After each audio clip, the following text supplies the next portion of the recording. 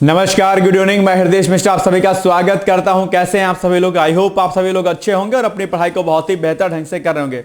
देखो भाई, ऐसा है कि प्लीज आप लोग करंट अफेयर्स देखिए, ये बहुत आवश्यक है क्योंकि आगामी कई सारी परीक्षाएं आपके सामने लगी हुई हैं और ऐसे में आपका दैनिक रूप से करंट अफेयर्स देखना बहुत महत्वपूर्ण है। ये करंट अफेयर्स न सिर्फ आपके पीसीएस के एग्जाम के लिए, आरओ के एग्जाम के लिए, बल्कि आपकी जो भी वनडे एग्जाम होते हैं, एक दिवसीय परीक्षाएं जो भी होती हैं, चाहे यूजीसी नेट की परीक्षा हो, बैंकिंग, एसएससी, रेलवे, कोई परीक्षा हो, सभी एग्जाम के लिए बहुत महत्वपूर्ण होता है। तो मैं आपसे अपेक्षा करता हूं कि आप इसको जरूर देखेंगे। ठीक है, आइए बिना देरी के आज के सेशन को हम लोग करते हैं स्टार्ट और देखते हैं कि क्या कुछ चीजें आज यहां पर हम लोग कराएंगे। ठीक है, चलिए। नंबर 1 पॉइंट, समुद्र प्रताप का निर्माण किसने किया है? ये मैंने कल आपसे प्रश्न कराया था, सभी लोगों ने इसको सही से बताया था। ठीक है, गोवा शिपयार्ड लिमिटेड होगा या मझगांव? क्या होगा? अगर कल नहीं बताए हो तो आज इसका उत्तर बता दो कि समुद्र प्रताप का निर्माण किसने किया है। मैं उम्मीद करता हूं कि आप इसका उत्तर मुझे तुरंत बताएंगे। आप लोग कमेंट्स का रिप्लाई बहुत करते हैं, चैटियाते हैं, दुनिया भर की बातें करते हैं, लेकिन अगर आपसे कहा जाए कि इसका उत्तर आप दे दो तो हम नहीं देते हैं। यह आपकी कमी है, बहुत बड़ी कमी है कि आप टीचर की बात को सुनते नहीं, उसका आंसर नहीं देते हैं। आपके आंसर देने से मुझे कुछ पैसे नहीं मिल जाते, ना मेरे अकाउंट में कुछ पैसे आ जाते हैं।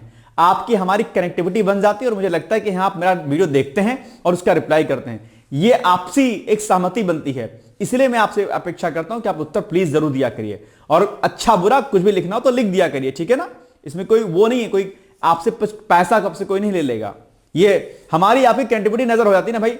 इतने लोग देखते हैं, लगभग 250 पौने 300 लोग देख रहे हैं फिलहाल के लिए।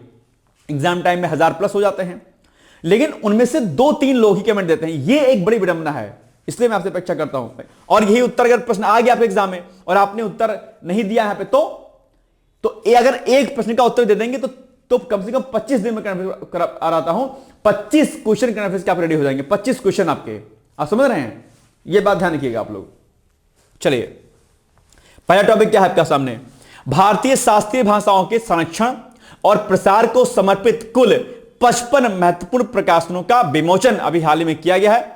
ये न्यूज मैं आपको बताऊं, लेकिन उसके पहले आप मुझे बताओ कि वर्तमान में कुल कितनी शास्त्रीय भाषाएं हो गई हैं। मैंने आपको एक बार नहीं 2-3 बार इस प्रश्न को कराया है और मैं आपसे अपेक्षा करता हूं कि आप मुझे बताएंगे कि वर्तमान में कुल कितनी शास्त्रीय भाषाएं हो गई हैं और अभी हाल ही में कुल कितनी नई शास्त्रीय भाषाओं को कुल कितनी भाषाओं को शास्त्रीय भाषा का दर्जा दिया गया है। बहुत ही इंपॉर्टेंट ये फैक्ट है। अपेक्षा करता हूं कि आप मुझे इसका उत्तर देंगे और नहीं उत्तर दे रहे हैं तो मैं टास्क आपको देता हूं।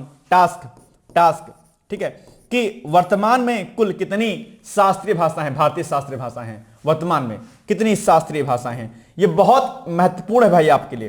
कुल कितनी शास्त्रीय भाषा वर्तमान में अभी हैं और हाल ही में जो शास्त्रीय भाषा है, जो भाषाएं जो है शास्त्रीय भाषाओं में शामिल की गई थी, वो कौन कौन सी हैं, उनका नाम आप मुझे कमेंट करके बताओ।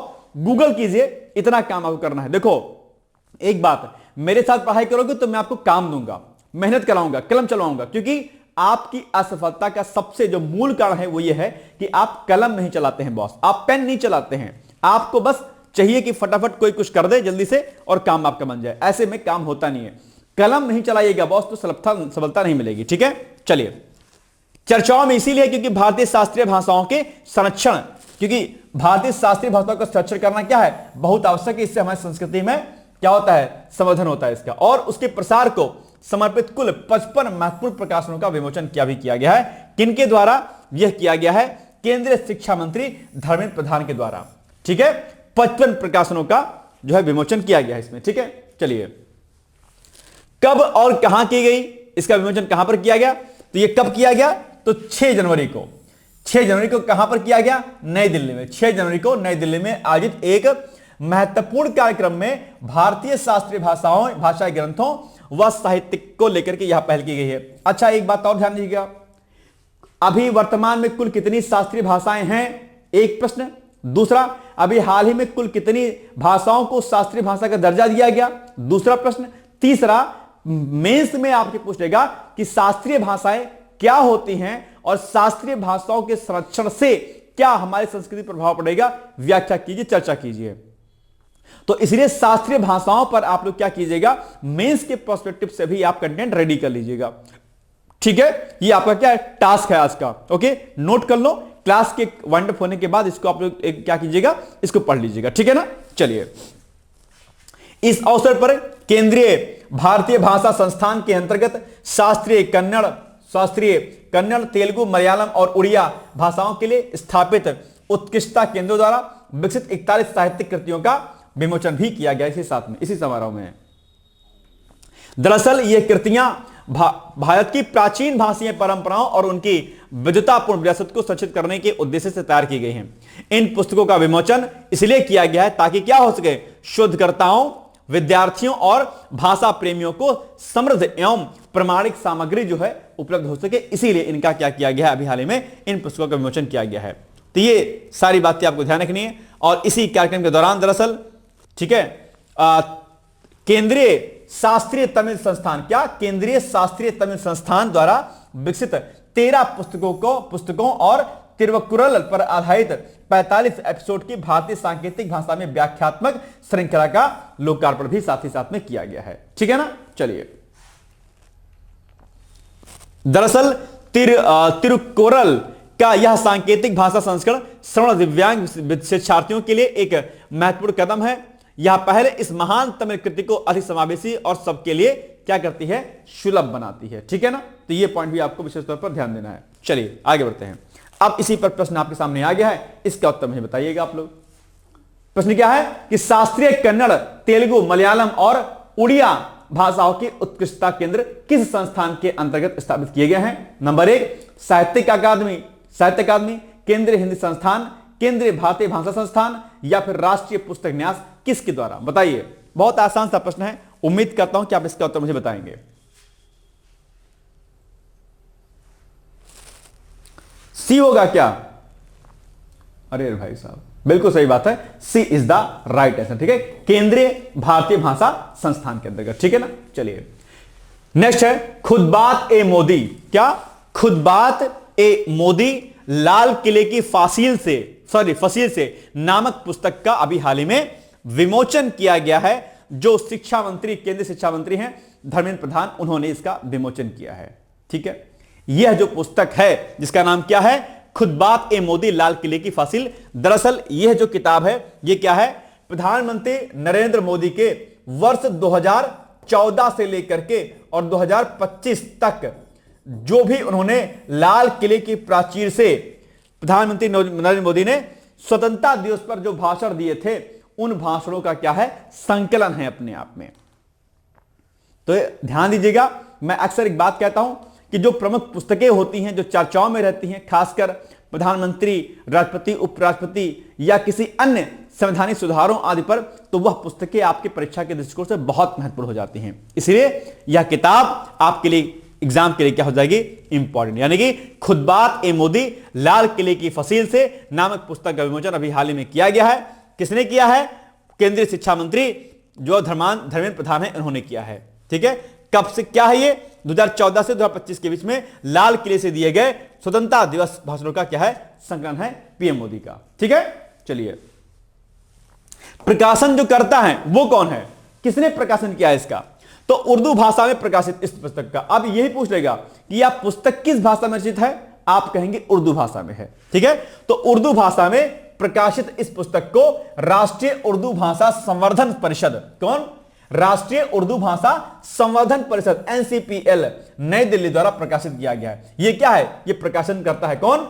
राष्ट्रीय उर्दू भाषा संवर्धन परिषद, जो शिक्षा मंत्रालय के अंतर्गत एक राष्ट्रीय संस्था है अपने आप में ये एनसीपीएल। और इसका उद्देश्य क्या है? देश भर में उर्दू भाषा का संरक्षण, संवर्धन और प्रसार करना, यह इस संस्था का मुख्य काम है। और चूंकि यह संस्था चर्चाओं में है, तो अब सीधे प्रश्न इस किताब से ना पूछ करके इस संस्था के बारे में प्रश्न आपसे पूछ लेगा।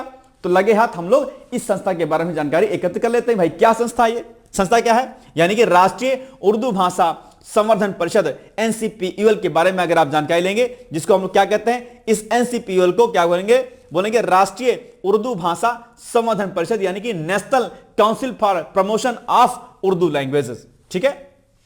यह भारत सरकार की एक प्रमुख संस्था है जो उर्दू भाषा के संरक्षण, विकास और प्रचार प्रसार के लिए क्या करती है, कार्य करती है। अगर हम इसकी स्थापना वर्ष की बात करते हैं तो इसकी स्थापना कब की गई थी? 1996 में इसकी स्थापना की गई थी, जो कि यहां पर लिखा गया आपके सामने।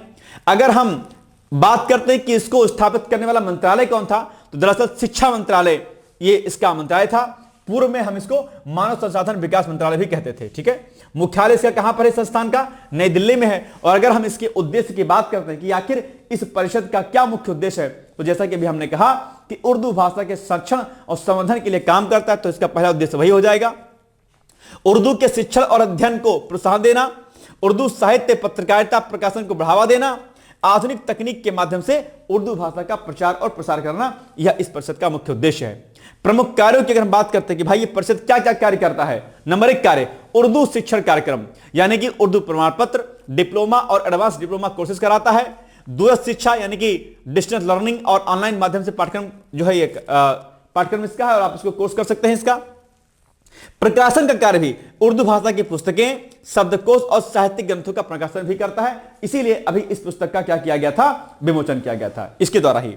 ठीक है, बच्चों और युवाओं के लिए उर्दू सामग्री का विकास करना, तकनीकी विकास के अंतर्गत उर्दू कंप्यूटिंग, फॉन्ट और सॉफ्टवेयर का विकास करना, डिजिटल प्लेटफॉर्म पर उर्दू भाषा को सशक्त बनाना, यह क्या इसके प्रमुख कार्यों में से एक आता है। ठीक है ना।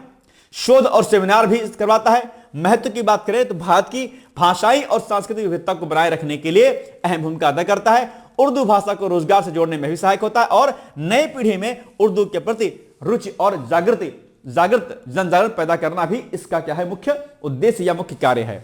ठीक है, तो ये इस परिषद के बारे में प्रश्न अलग से आपके एग्जाम में पूछा जा सकता है। ओके, याद रहेगा पॉइंट। चलिए अब प्रश्न बन जाएगा आपके सामने, बताइए इसका उत्तर क्या हो जाएगा भाई। खुतबात ए मोदी लाल किले की फसील से पुस्तक किससे संबंधित है? तो प्रधानमंत्री के संसदीय भाषण से संबंधित है, या लाल किले पर ऐतिहासिक लेख से है, स्वतंत्रता दिवस भाषणों का संकलन है, या विदेश नीति पर भाषण है? बताइए क्या हो जाएगा।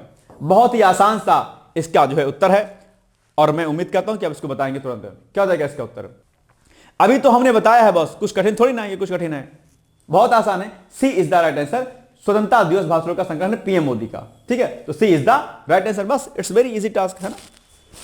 चलो नेक्स्ट है, ये एक बड़ा इंटरेस्टिंग न्यूज आपके लिए है। ठीक है, अच्छा आपको पता है कि अगर 2 गिलास में पानी है, फॉर एग्जांपल के लिए एक गिलास ये है, ठीक है, एक गिलास क्या है? ये है आपका। ठीक है, एक गिलास आपका क्या है? ये वाला है। ओके, इस गिलास में क्या है? आपका गर्म पानी है। ठीक है, इस गिलास में क्या है? गर्म पानी है। और इस गिलास में आपका क्या है? ठंडा पानी है। एक तरीके से अब आप मुझे एक बात जरा बताओ कि गर्म पानी और ठंडा पानी में अगर जमेगा, अगर ठंडी हो गई तो अगर जमेगा, सबसे पहला पानी कौन जमेगा आपका? ठंडी में गर्म पानी जम जाएगा जल्दी या ठंडा पानी जल्दी जम जाएगा? बताओ ना। जो एकदम जो नॉर्मल पानी है, कौन जल्दी जमेगा? है ना बात। टेक्निकली फिजिक्स वाले बंदे जानते होंगे इसको, है ना। बताओ, इंटरेस्टिंग पॉइंट है कि एक में गर्म पानी, एक में नॉर्मल पानी है, दोनों पानी में से जल्दी अगर जमेगा बर्फ में तो कौन जमेगा? ये वाला जमेगा कि ये जमेगा? इंटरेस्टिंग पॉइंट है बॉस, विरोधाभास है ये अपने आप पे। यही खास बात आपको आज की इस टॉपिक में आपको बताई गई है। ठीक है, चलिए बताइए भाई इसका आंसर क्या हो जाएगा। बेसिकली देखो, ये जो विरोधाभास है, ठीक है, कि पानी कौन जल्दी जो है जम जाएगा, इसमें यही वाला होगा। गर्म जो पानी होगा जल्दी जम जाएगा अपने आप पे। ये जो विरोधाभास है, इसी विरोधाभास को समझने के लिए दरअसल क्या हुआ है कि एक जो है सुपर कंप्यूटर आधारित पहला सिमुलेशन अभी हाल ही में विकसित किया गया है। इसीलिए क्या है, ये चर्चाओं में है अपने आप में। ठीक है, ये एक अपवाद है अपने आप पे, एक तरीके से कह सकते हैं। यानी कि भारतीय वैज्ञानिकों ने, जो इंडियन साइंटिस्ट हमारे हैं, उन्होंने गर्म पानी के गर्म पानी के ठंडे पानी की तुलना में तेजी से जमने के लंबे समय से चले आ रहे विरोधाभास को समझने के लिए सुपर कंप्यूटर आधारित पहला सिमुलेशन विकसित किया है कि भाई ये गर्म पानी है और ये ठंडा पानी है, लेकिन ये जल्दी जम जाएगा, ये नहीं होगा। आप कभी देखिएगा, आप एक अपने जहां पे नहाते होंगे बाथरूम वगैरह में, आप एक बाल्टी में गर्म पानी रखिए और एक बाल्टी में क्या काम करिए, आप गर्म पानी में ठंडा पानी मिलाइए और फिर देखिए कि कौन लंबे समय तक ठंडा रहता है। देखिएगा जरा, आप फिर मुझे बताइएगा। ये खास प्रैक्टिकल है अपने आप पे, है ना। चलिए, विज्ञान और प्रौद्योगिकी मंत्रालय ने बताया कि इसे तकनीकी रूप से क्या कहते हैं, एम्पेम्बा प्रभाव कहता है, एम्पेम्बा प्रभाव कहता है। ये जो प्रक्रिया है, इस पूरे प्रक्रिया को एम्पेम्बा प्रभाव के नाम से हम जानते हैं। आइए अब थोड़ा सा हम एम्पेम्बा प्रभाव के बारे में जानकारी एकत्र कर लेते हैं कि दरअसल ये होता क्या है। ठीक है, अभी आगे देखते हैं। वैज्ञानिकों के लिए लंबे समय से यह रहस्य बना हुआ है। जवाहरलाल नेहरू उन्नत वैज्ञानिक अनुसंधान के केंद्र के शोधकर्ताओं ने सुपर कंप्यूटर का उपयोग करके बर्फ निर्माण का पहला सिमुलेशन विकसित कर गर्म पानी के एम्पेबा प्रभाव को सिद्ध किया। सिमुलेशन यह भी दर्शाता है कि यह प्रभाव पानी के अलावा अन्य प्रणालियों में द्रव से ठोस में परिवर्तन के दौरान भी हो सकता है। यह शोध जर्नल ऑफ कम्युनिकेशन फिजिक्स में प्रकाशित हुआ है। देखो, एम्पेबा प्रभाव एक वैज्ञानिक परिघटना है जिसमें गर्म पानी ठंडे पानी की तुलना में अधिक तेजी से जम जाता है, फ्रीज हो जाता है, जल्दी जम जाएगा। ठीक है, चलिए अब एम्पेबा प्रभाव क्या है, आइए देखते हैं इसको। ठीक है, ये पूछ सकता है शॉर्ट नोट्स में, आप कह सकता है what is the impact of एम्पेबा। चलिए, एम्पेबा प्रभाव का अर्थ है कि कुछ विशेष परिस्थितियों में उच्च तापमान वाला पानी कम तापमान वाले पानी से पहले बर्फ में बदल सकता है। ठीक है भाई, एक ऐसे रखा हुआ है, ये आपका क्या है, गर्म पानी है। एक गिलास और रखा हुआ है, ठीक है, इसमें आपका क्या है, ठंडा पानी है। होता क्या सामान्यतः पर क्या होगा कि गर्म पानी जल्दी फ्रीज हो जाएगा, अपने जल्दी फ्रीज हो जाएगा, और ये लेट में होगा। नामकरण इसका, इस प्रभाव का नाम एरास्टो एम्पेबा के नाम पर पड़ा, जो तंजानिया के एक छात्र थे। उन्होंने 1963 में इस प्रभाव को पहली बार वैज्ञानिक रूप से नोट किया था। ठीक है, यह कैसे होता है, एम्पेबा प्रभाव के पीछे कई संभावित कारण माने जाते हैं, कई रीजन होते हैं इसके पीछे। एक कारण नहीं होता है कि गर्म पानी जल्दी फ्रीज होता है। इसके पीछे क्या कारण है, नंबर एक वाष्पीकरण, इसके पीछे एक कारण खास है इसके पीछे, यानी कि गर्म पानी जल्दी वाष्पित होता है। सिंपल सी बात है भाई, गर्म होगा तो वाष्पीकरण तो तेज होगा ना, सिंपल सी बात है। तो गर्म पानी जल्दी वाष्पित होता है, ठीक बात है, जिससे उसका द्रव्यमान कम हो जाता है और वह जल्दी जम जाता है। भाई एवेपोरेशन हो गया अपने आप में, तो एवेपोरेशन हो गया, द्रव्यमान कम हो गया, द्रव्यमान कम हो गया तो वो फ्रीज हो गया। सिंपल से कॉन्सेप्ट है। दूसरा, संवहन कन्वेंशन, यह भी रीजन है एम्पेबा का, यानी कि गर्म पानी में संवहन धाराएं तेज होती हैं। सिंपल सा लॉजिक है, जिससे उष्मा जल्दी बाहर निकलती है अपने आप पे, और उष्मा बाहर निकलने से वो फ्रीज हो जाता है। ठीक है, तीसरा कारण क्या है, घुली गैसों की मात्रा गर्म पानी में घुली गैसें कम होती हैं, जो जमने की प्रक्रिया को प्रभावित करती हैं अपने आप पे। सुपर कूलिंग, ठंडा पानी कभी कभी जमने से पहले बहुत अधिक ठंडा हो जाता है, जिससे प्रक्रिया धीमी हो सकती है अपने आप पे। तो ये बात आपको ध्यान रखनी है। ठीक है, चलिए अब बताइए भाई साहब, प्रश्न अच्छा प्रश्न था, ध्यान दीजिएगा इसको। पानी के ठंडे पानी से तेजी से जमने से, सॉरी गर्म पानी होगा, यहां गर्म कर लीजिएगा। ठीक है, गर्म होगा, यहां पर रह गया ये। गर्म पानी के ठंडे पानी से तेजी से जमने की प्रघटना को तकनीकी रूप से क्या कहते हैं, ये गर्म कर लीजिएगा यहां पर। गर्म पानी के ठंडे पानी से तेजी से जमने की प्रघटना को तकनीकी रूप से क्या कहा जाता है, ग्रीन हाउस प्रभाव, एम्पेबा प्रभाव, कोरियोलिसिस प्रभाव या जूल प्रभाव। बताइए क्या हो जाएगा। अभी बताया हमने, बहुत आसान सा है उत्तर इसका, एम्पेबा प्रभाव, यानी कि 20 द राइट आंसर। अब देखो, एक टास्क मैं आपको यहां पर और देता हूं। क्या टास्क है आपका, टास्क आपका यह है कि यहां पर जो दो ऑप्शन आपको दिखाई दे रहे होंगे, ये वाले ऑप्शन, कौन कौन से आपके ऑप्शन, ये वाले। एक आपको आज ही पढ़ लेना है, ग्रीन हाउस प्रभाव क्या होता है और कोरियोलिसिस प्रभाव क्या होता है, जो कि बहुत इंपॉर्टेंट होता है। कोरियोलिसिस प्रभाव पर कई प्रकार बार प्रश्न पूछा गया है। ये आपके एसए के लिए भी इंपॉर्टेंट है, ठीक है, प्री के लिए भी इंपॉर्टेंट है, और आपके मेंस के पर्सपेक्टिव से भी इंपॉर्टेंट है। इस पर खूब प्रश्न बनता है। तो कोरियोलिसिस प्रभाव पढ़ लेना है, ग्रीन हाउस प्रभाव, ये दोनों टास्क आपके हैं, दो टास्क है। ठीक है, आज का टास्क नंबर 2 है आपका। ठीक है, पढ़ना इसको क्लास के बाद जस्ट। ठीक है, चलिए आइए, ग्लोबल एआई इंपैक्ट सम्मेलन का आयोजन पहली बार अगले महीने यानी कि फरवरी में, दरअसल इस सम्मेलन का आयोजन भारत में हो रहा है, इसीलिए चर्चाओं में है। और मैंने कई बार आपसे कहा कि जब भी कोई आयोजन पहली बार भारत में हो रहा होता है तो निश्चित तौर पर प्रश्न वहां से बन जाता है, यानी कि पेपर में आउट टाइप का प्रश्न होता है कि भैया आएगा, डेफिनेटली आएगा। तो ग्लोबल एआई इंपैक्ट सम्मेलन, क्या ग्लोबल एआई इंपैक्ट सम्मेलन का आयोजन अगले महीने यानी कि फरवरी में भारत में होगा। ठीक है, यह सम्मेलन पहली बार भारत में आयोजित हो रहा है, इसी चर्चाओं में है। इसके पहले इसका आयोजन दरअसल ब्रिटेन में, दक्षिण कोरिया और फ्रांस में हो चुका है अपने आप पे। ठीक है, ग्लोबल एआई सम्मेलन की तैयारियों के अंतर्गत देश के सभी राज्यों में क्षेत्रीय एआई सम्मेलन भी आयोजित किए जा रहे हैं अपने आप में, अलग अलग स्टेट में। भारत आर्टिफिशियल इंटेलिजेंस के क्षेत्र में लगभग 70 अरब डॉलर का बड़ा निवेश कर रहा है। आजकल एआई का जमाना है और एआई के जमाने में भारत इस पर खूब काम कर रहा है। इस इंडिया एआई मिशन में कई नए प्रयोग और अनुप्रयोग तथा नई प्रौद्योगिकी विकास परियोजनाएं भी इसमें शामिल होंगी अपने आप। तो एक बड़ा सम्मेलन है जो कि पहली बार भारत में आयोजित हो रहा है, ठीक है। और उसके पहले कहां कहां हुआ है? उसके पहले ब्रिटेन, दक्षिण कोरिया और फ्रांस में हुआ है। तो ये फैक्ट भी आप एग्जाम पूछ सकते हैं भैया भारत के पहले किन किन देशों में आयोजित हो चुका है।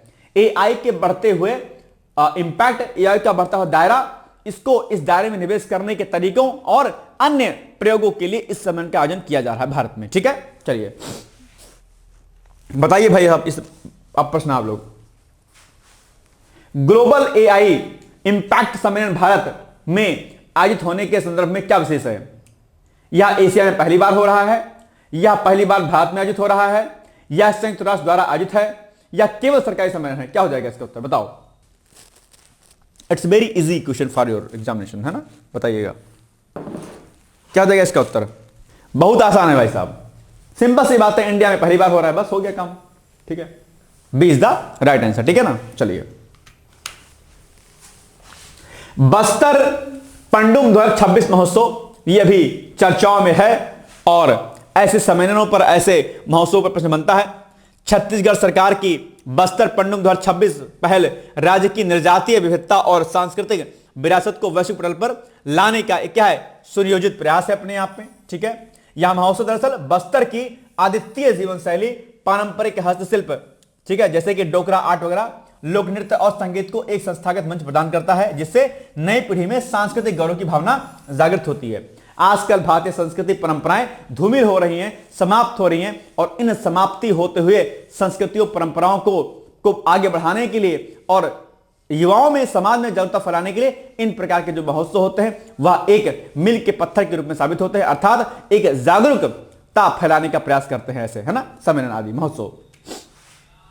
इस आयोजन का स्वरूप त्रिस्तरीय है, यह केवल जिला स्तर सीमित नहीं है, बल्कि इसका आयोजन विकासखंड, जनपद, जिला और संभाग में होगा अपने आप में। सरकार ने इस महोत्सव के लिए एक विशिष्ट लोगो और थीम गीत का अनावरण भी किया है, जो इसकी विशिष्ट पहचान और पर्यटन क्षमता को प्रदर्शित करता है, ठीक है। चलिए अब बताइए आप लोग,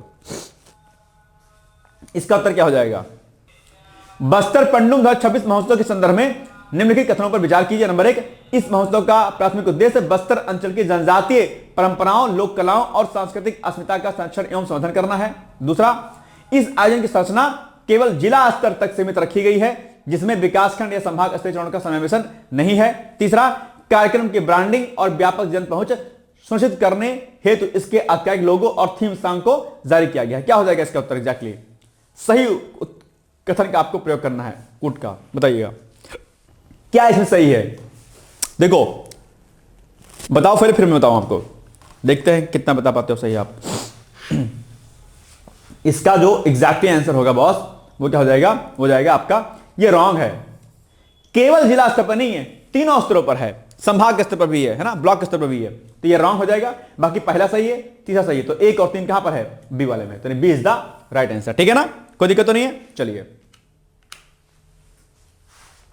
परीक्षा पे चर्चा, आप जानते होंगे एक वार्षिक कार्यक्रम है, केंद्र सरकार की एक संवादात्मक पहल है, जिसमें प्रधानमंत्री नरेंद्र मोदी बच्चों से बातचीत करते हैं, परीक्षा पे चर्चा करते हैं, क्योंकि हमारा देश भारत है, यहां पर माता पिता अपने बच्चों से अपेक्षाएं बहुत ज्यादा करते हैं, एक्सपेक्टेशन बहुत होती है, और कई बार उन एक्सपेक्टेशंस की वजह से क्या होता है, मानसिक तनाव उत्पन्न होता है।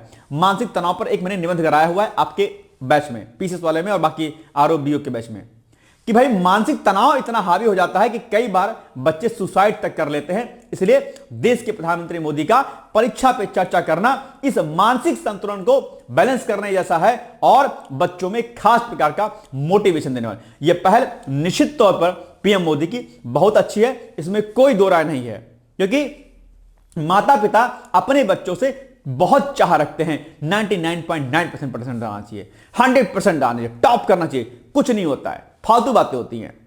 आपको नॉलेज गेन करना है, दैट्स इट। आपके भीतर स्किल हो और मानसिक तनाव के शिकार आप ना हो, क्योंकि इसी मानसिक तनाव के फलस्वरूप आपका बच्चा सुसाइड कर लेता है आपका बच्चा गुमसुम हो जाता है और कई प्रकार की बीमारियां आपके बच्चों को क्या कर देती हैं, जकड़ लेती हैं। इसलिए बच्चों पर कभी भी परसेंटेज का जो जोर है वह नहीं देना चाहिए और अपनी इच्छाएं जो आप नहीं पूरी कर पाए हैं अपने बच्चों से ना करिए। आप आईएएस की तैयारी करते थे, नहीं बन पाए, आप सोचते कि आपका बच्चा बन जाए पीएस आईएएस, ये नहीं होना चाहिए।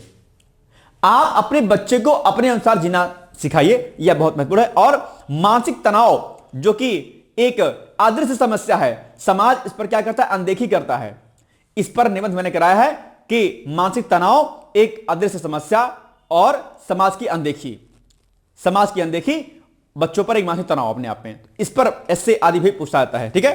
तो इसी परीक्षाओं पर कैसे समय प्रबंधन करना है, अभिभावकों के साथ में परीक्षा की तैयारी को लेकर के विचार विमर्श करना, ये सब इस पूरे कार्यक्रम का क्या है, हिस्सा है अपने आप पे, ठीक है। चलिए उसी बारे में बताया गया, ज्यादा कुछ इसमें खास है नहीं, है ना।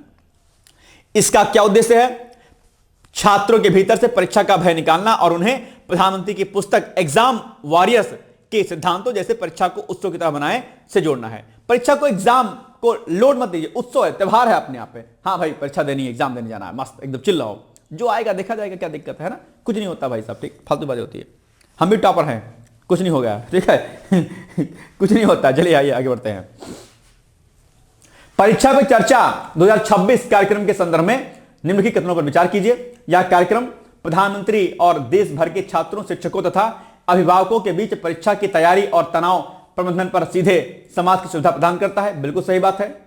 इस कार्यक्रम के लिए ऑनलाइन पंजीकरण पोर्टल विशेष रूप से केवल केंद्रीय विद्यालय संगठन केवीएस के छात्रों के लिए खुला रखा गया था। इस पहल का एक प्रमुख उद्देश्य छात्रों को परीक्षा को डर के बजाय एक उत्सव के रूप में देखने के लिए प्रेरित करना और सकारात्मक शैक्षणिक वातावरण बनाना है। बिल्कुल सही बात है। ये नहीं है केवल केवीएस थोड़ी ना भाई साहब, ये रॉन्ग है। तो इसमें पहला सही है और तीसरा सही है आपका, तो 1 और 3 सही है, यानी कि 1 और 3 कहां पर, बी वाले विकल्प में है, यानी कि B is the right answer. बस हो गया, ठीक है। चलो डकार रैली भाई साहब चर्चाओं में है अपने आप पे। डकार रैली बड़ा फेमस रैली है, अगर आप जानते हैं इसके बारे में तो मुझे बताइए क्या होता है डकार रैली। अगर आप लोग राइडिंग वगैरह के बहुत शौकीन होंगे तो शायद जानते होंगे कि डकार रैली क्या होती है अपने यहाँ पे, है ना। चलिए बताइए क्या होता है। 1979 में इस डकार रैली की शुरुआत होती है, ठीक है। यह प्रतिष्ठित ऑफ रोड मोटर्स जो है यह रेस होती है अपने आप पे, और इसमें कई सारी चीजें इसमें शामिल की जाती हैं। कार रेसिंग हो गया आपका, मोटरसाइकिल रेसिंग हो गया, और कई सारी चीजें होती हैं। बड़े दुर्गम रास्तों से होते हुए ये जो है अपनी रेसिंग होती है, और जीपीएस आदि के माध्यम से रास्ता ढूंढा जाता है और इसमें चीजें होती हैं, ठीक है। चलिए बताइए, मोटरसाइकिल, कार, ट्रक, इसमें ये सब चीजें शामिल होती हैं, ठीक है। चलिए अभी चर्चाओं में है, ठीक है।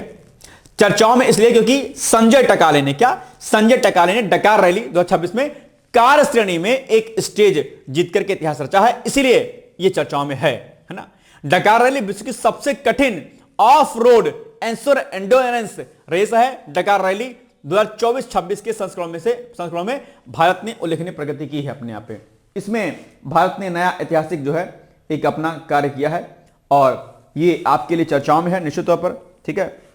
डकार बेसिकली सेनेगल में है। डकार कहां पर है, सेनेगल में है, ठीक है, ध्यान रखिएगा इसका। चलिए आइए देखो, संजय टकाले ने डकार रैली 2026 में कार श्रेणी में एक स्टेज जीत करके इतिहास रचा। वह ऐसा करने वाले पहले भारतीय बने हैं इस कार रेसिंग वाले मामले में, कार वाले में। वैसे तो इसके पहले भारतीयों ने मोटरसाइकिल आदि में जीत हासिल की है, लेकिन ये पहले हैं कार रेसिंग वाले में, ठीक है। इससे पहले केपी अरविंद और सीएस संतोष जैसे भारतीयों ने मोटरसाइकिल श्रेणी में सराहनीय प्रदर्शन किया था, लेकिन स्टेज जीत एक दुर्लभ उपलब्धि रही अपने यहाँ पे, ठीक है। चलिए ये खास पॉइंट रहा आपके लिए। 2020 से डकार रैली का आयोजन सऊदी अरब में किया जा रहा है, ध्यान रखिएगा, यही पॉइंट आपके लिए क्या इंपॉर्टेंट है, ठीक है।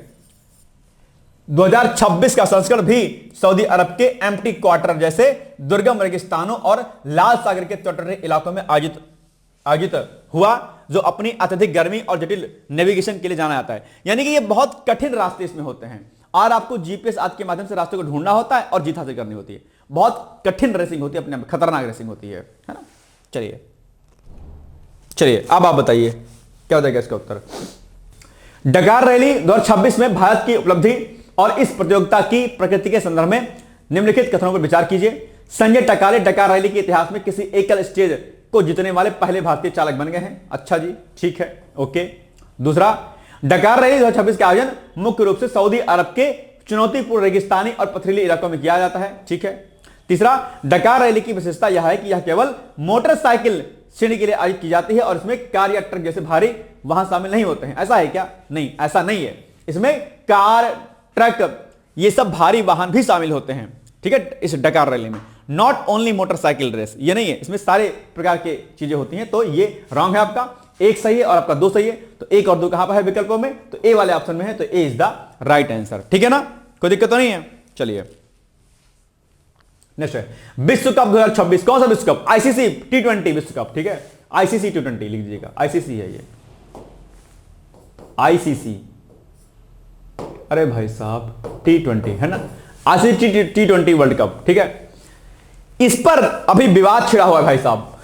ठीक है, जानते हो कि विवाद क्या है, मुझे बताने की आवश्यकता है नहीं आपको, लेकिन फिर भी ठीक है, न्यूज में है तो देख लेते हैं। आईसीसी पुरुष T20 विश्व कप 2026 की मेजबानी संयुक्त रूप से भारत और श्रीलंका को सौंपी गई है। ठीक है, हालिया कूटनीतिक और सुरक्षा संबंधी चिंताओं के कारण आईसीसी ने बांग्लादेश टीम से संबंधित कुछ मैचों को भारत के बाहर स्थानांतरित करने के विकल्प पर चर्चा की है। यह निर्णय खिलाड़ियों की सुरक्षा और टूर्नामेंट के सुचारू संचालन को सुनिश्चित करने के लिए किया गया है। ठीक है, चलिए, आईसीसी के नियमों के होस्टिंग एग्रीमेंट में ऐसे प्रावधान होते हैं जो सुरक्षा, ठीक है, राजनीतिक तनाव या अन्य असाधारण परिस्थितियों में आईसीसी को स्थल बदलने का अधिकार दे देते हैं अपने आप पे। ठीक है, रूल होता है अपने आप पे। इसके लिए संबंधित बोर्डों से परामर्श तो किया जाता है, परंतु यह केवल मेजबान राष्ट्र की सहमति पर निर्भर नहीं होता है। सर्वोच्च निर्णय आईसीसी की कार्यकारी समिति का होता है। भैया कहां पर हमें आयोजन करना है, कहां पर नहीं है, स्थान में चेंजेस कर सकता है। ठीक है, यानी यहां नहीं एग्जाम, सॉरी यहां नहीं गेम, यहां पर होगा। ठीक है, चलिए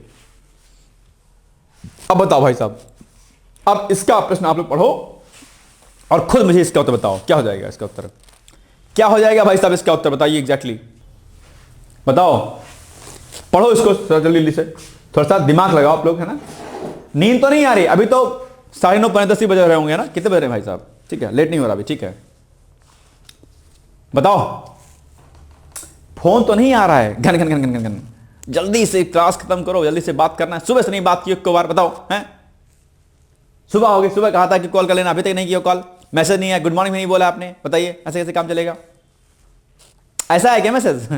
चलो भाई साहब मत पड़ियो चक्कर में। ठीक है, चलिए इसका उत्तर भी ए हो जाएगा, यानी कि 1 और 2 सही है अपने आप पे, बाकी तीसरा कथन नहीं सही। यानी कि आईसीसी के अध्याय नियमों के अनुसार एक बार असंधारित होने के बाद समहित मेजबान सदस्य राष्ट्र की लिखित सहमति के बिना किसी भी परिस्थितियों में मैच स्तर को बदला नहीं हो सकता। ऐसा नहीं होता है, आईसीसी के ऊपर डिपेंड करता है, ये बदला सकता है, कोई दिक्कत नहीं है। ठीक है, तो 1 सही है, 2 सही है, ये रॉन्ग है अपना तीसरा वाला। तो 1 और 2 कहां पर? ए वाले में, यानी कि ए इज द राइट आंसर। ठीक है, चलो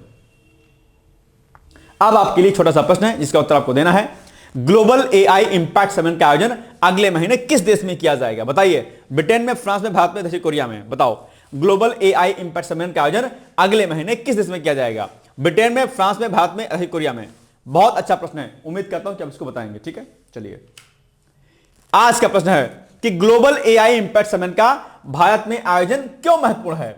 भारत की वैश्विक एआई नेतृत्व भूमिका के संदर्भ में इसकी प्रासंगिकता पर चर्चा कीजिए। बहुत अच्छा प्रश्न है और आप एग्जाम में आ सकता है, लिखिएगा इसको। ठीक है, लिख करके आप चाहें तो डायरेक्टली मुझे भेज सकते हैं हमारे कॉन्टैक्ट नंबर 8604440920 पर। ठीक है, अगर कोई दिक्कत आपको होती तो इस पर आप मुझसे बातचीत भी कर सकते हैं। ठीक है, चलिए सिटीजन चार्टर, कल मैंने आपसे पूछा था प्रश्न, क्या होता है सिटीजन चार्टर?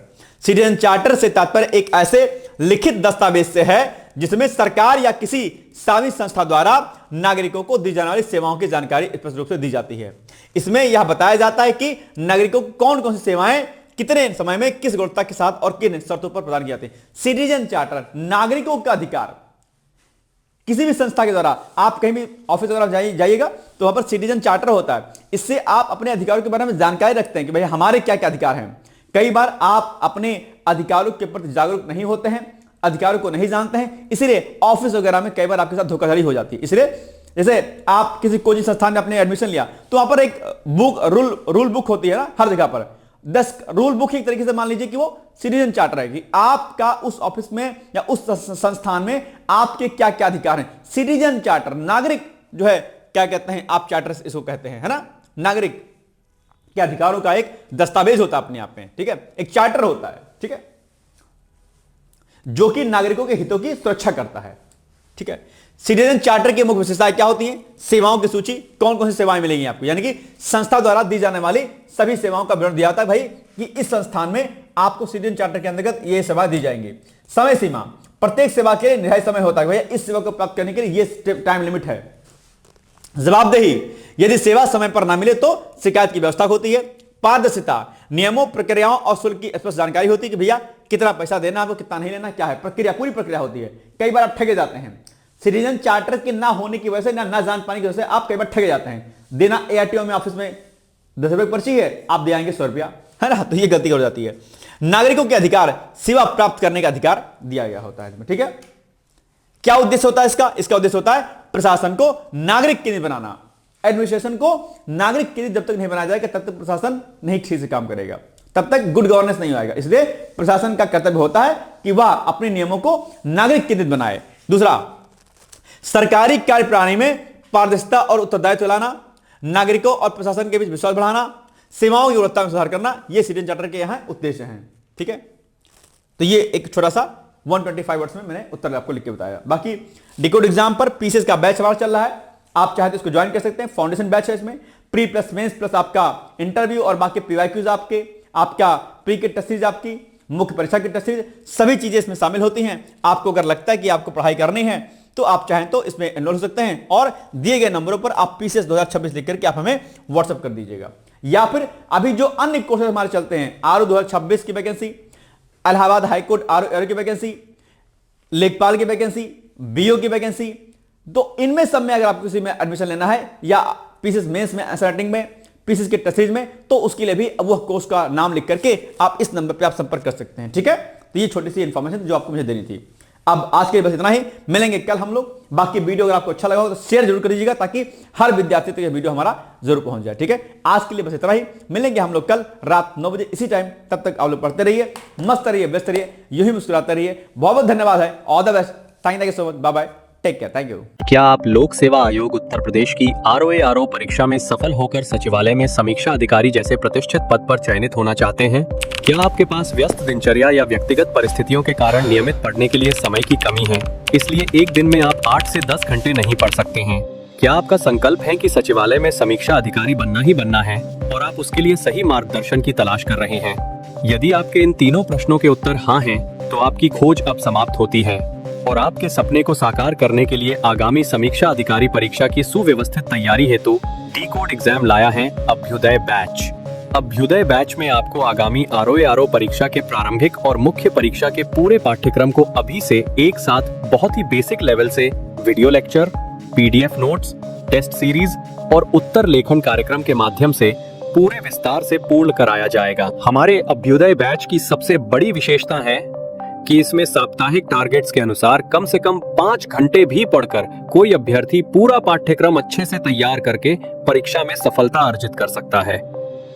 अभ्युदय बैच में अनुभवी और समर्पित शिक्षकों द्वारा आधारभूत मानक पुस्तकों एवं स्रोतों पर आधारित पाठ्य सामग्री उपलब्ध कराई जा रही है, जिससे पाठ्यक्रम को सभी आयामों से कवर किया जा सके।